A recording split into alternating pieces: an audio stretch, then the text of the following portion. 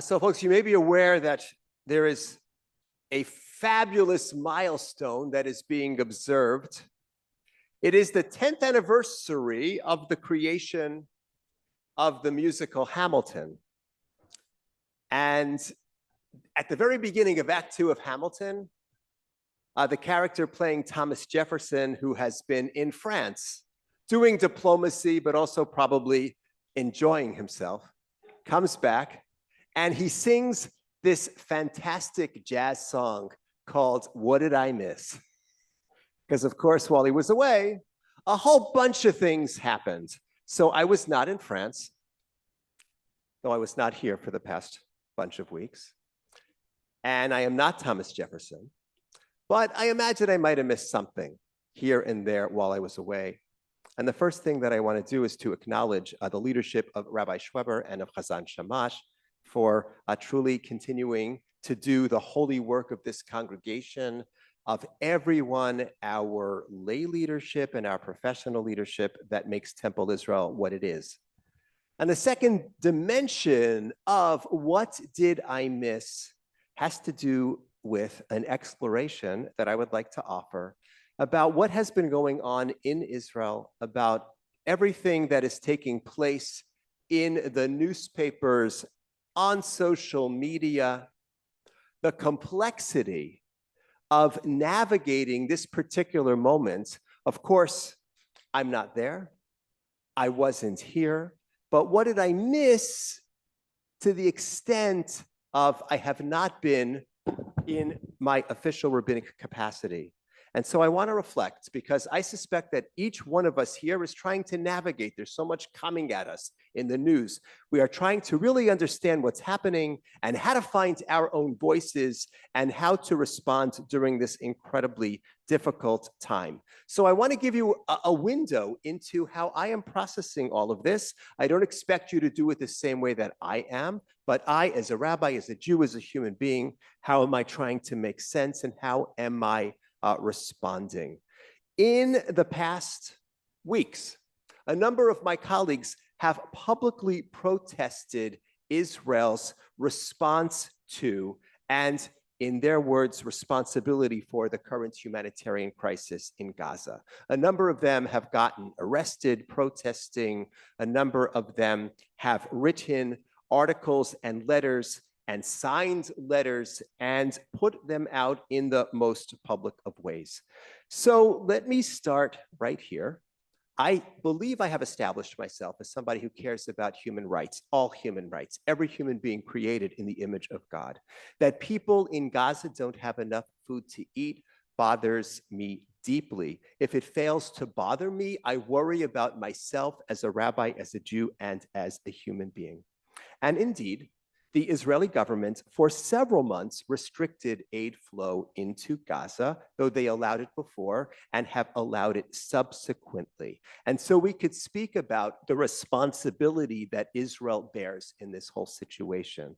However, we know that Hamas uses civilians as part of their military strategy. And we know that Hamas uses the suffering of civilians, some of which has been presented in ways that are misleading and even downright untruthful, that they use that in their PR campaign, in their PR war, and they're doing a pretty good job on that battlefront right now. And while several major news outlets have indicated that there is no evidence of Hamas operatives stealing the aid that goes into Gaza, a journalist named Ahmed Fuad al-Khatib, who is himself Palestinian-born, grew up in Gaza, and now writes for The Atlantic and for other publications. He, in conversation with members of his family who now live in Gaza, conversation with friends of his who now live in Gaza, they told him that Hamas is indeed routinely stealing aid, stealing food, stealing supplies. And a reporter from Haaretz, in a conversation, and Haaretz is a left-leaning Israeli paper, if you might not know, said it is clear that Hamas is stealing aid, selling it on the black market, that this is a source of revenue for them. And he suggested that one of the reasons why Israel should do what they can to make sure that aid at least appears is to drive down the value of those supplies so that Hamas actually has less revenue. What else do we know? What else happened while I was away? Hamas recently released videos of two hostages. Their names are Eviatar David and Ron Boslavsky, showing them emaciated, one of them digging his own grave. They sent these out. So this is deliberate, intentional starvation, which is horrible and horrific. What else do we know? We know that during the past week, several European leaders, including the Prime Minister of the United Kingdom, indicated that they will advocate for a Palestinian state in September unless Israel agrees to a ceasefire. As a result of which, we have good reason to believe Hamas pulled back from the most recent negotiations. Why should they negotiate? The Prime Minister of England told them, in effect, that as a result of launching a massacre, you can have your own state. And so what is the incentive for them to negotiate? Now, I will share with you, there are aspects of the current Israeli government that I find problematic at best. And there are many things that are being done that I find to be problematic and that I disagree with. But let's keep some perspective here. Hamas targeted the most left-leaning Israelis in the entire country. They targeted those who are on the opposite of the ideological spectrum from the most extreme members of the current Israeli government. So for Hamas, this is not about who's in power. This is not about if only a more liberal governments were in power. This is about the wholesale destruction of Jews wherever they might exist within and outside of the state of Israel. So let's not pretend that for Hamas, this is about what decisions the Israeli government is making. So here's my opinion right now, the calibration that I've been doing, and I'll say more and elucidate more as my comments unfold. First, we have to do what we can to remind people about the heinous and systematic cruelty that Hamas brought and brings, and the danger that they pose to Israel, that they pose to Palestinians, that they pose to civilization overall. I also believe that Israel should do what they can to try to respond to the humanitarian crisis. And they have before March, and they have since May, and that's for several reasons. First of all, even though no country in history has been asked to feed an enemy population while a war has been going on, none. The United States didn't do it to the Germans while World War II was happening. They did it after the Germans surrendered, and the same is true of others.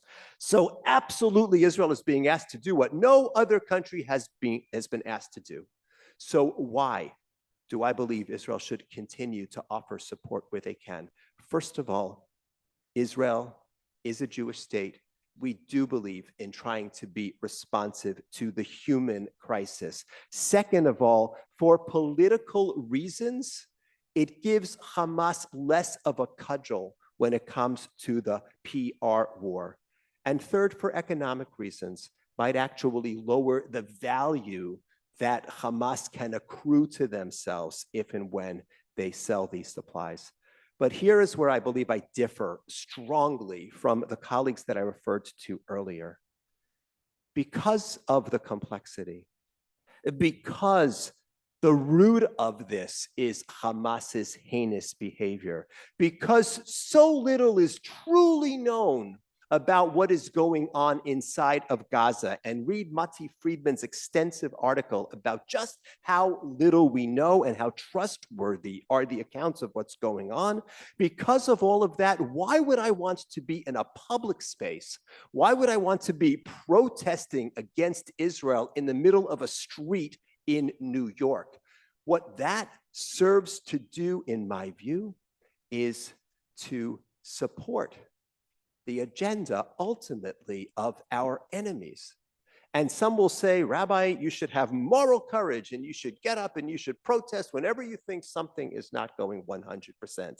And to that I add, many of my colleagues, I believe, they are not demonstrating moral courage.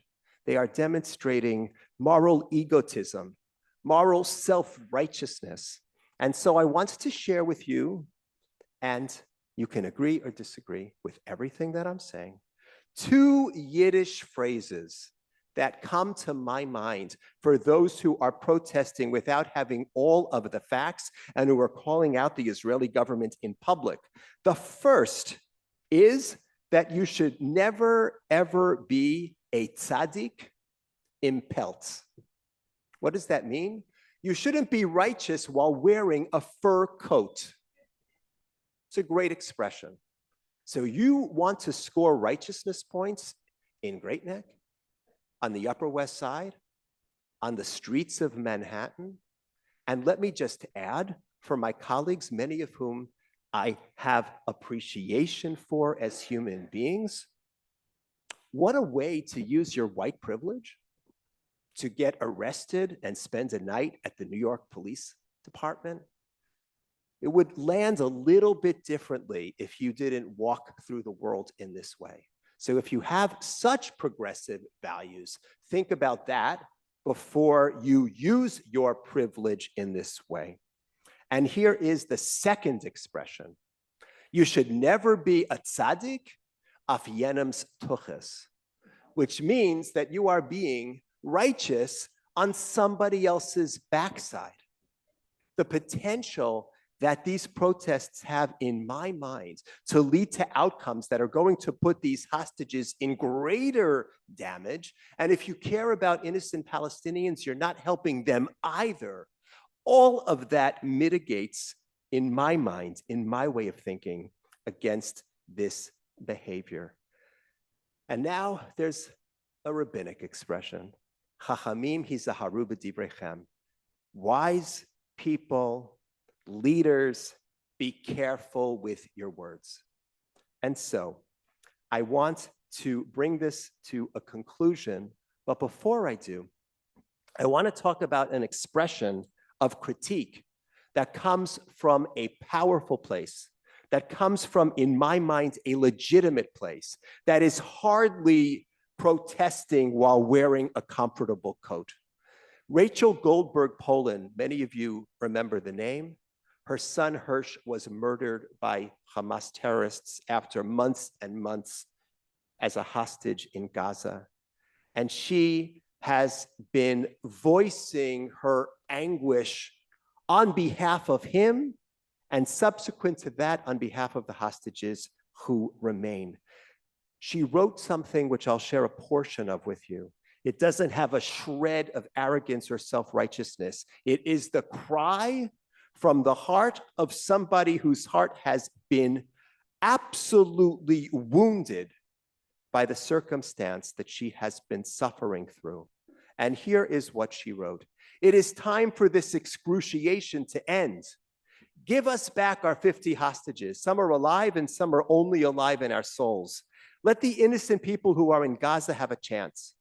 They, the ones who've lived there for a long time, and the innocent people who were dragged into Gaza on October 7th, 2023, have had it. We, the people who love them, are broken. And so she turns to the leaders. You handfuls of men who have the ability, make this end right now.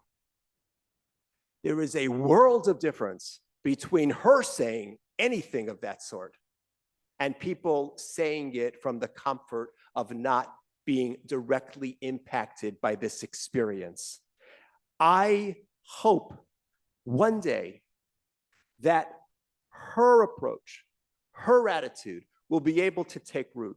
If she ever wanted to be the Prime Minister of Israel, she would be the second female Prime Minister of Israel. And even though I don't vote, I would back her 100%. She is not offering her comments while wearing a comfortable coat. The coat that she is wearing is The words of Isaiah, Me'il Tzedakah, the coat of righteousness. She is speaking out of her anguish, and I believe her words need to be heard. And lastly, I'll take a look at Moses, our teacher, Moshe Rabbeinu, in terms of the role and the goals of spiritual leaders, and by extension, all of us who move through the world during difficult times such as this. Moses is told in no uncertain terms, you're not entering into the land of Israel. And only then does he truly pivot to understanding what his role is. He's not God. He's not going to live forever. He is the leader of the people. He is supposed to teach, to articulate, to advocate, to move the community forward. I am certainly not Moshe Rabbeinu. I'm not Moses, our teacher. But I follow this broad rabbinic tradition, trying to understand my role and my goals. I'm not a political analyst. I'm not a political leader. I am a spiritual leader of this community and of the Jewish people. And so there are times when I'll protest publicly, and times when I'll teach privately, and times when I'll just schmooze with people at the Kiddush and try to understand what people are thinking. And I will navigate based on my own seichel, on my own common sense of what is right in each moment, so that hopefully I do what doctors are supposed to do, which is no harm, and maybe even some good. Since October 7th, 2023, I've tried to provide moral clarity as I see it, to uphold the Jewish state as best I understand it, and to provide support in ways that make sense to me. And I'm going to keep doing that. And I urge you all to keep doing that. And when we talk at the Kiddush, tell me what you agreed with and what you disagreed with. And let's see if as a community we can find a way to be thoughtful, to be honest, but ultimately to be helpful, to share our voices in ways that help, to uphold the truth as we understand it, to not allow a craven misunderstanding that blames Israel and gives no blame to Hamas. It's nuts what's happening in the world. We have to do what we can to try to restore some sanity, to do that in a way that is humane, to do that in a way that is ultimately positive. May 50 precious souls, 20 still alive and suffering excruciating, be returned home soon to their loved ones. Time is running out. And may we soon see the day that all innocent people involved in this conflict will be able to live and eat and laugh and love the Ein Machrid with no one to make them afraid. Amen.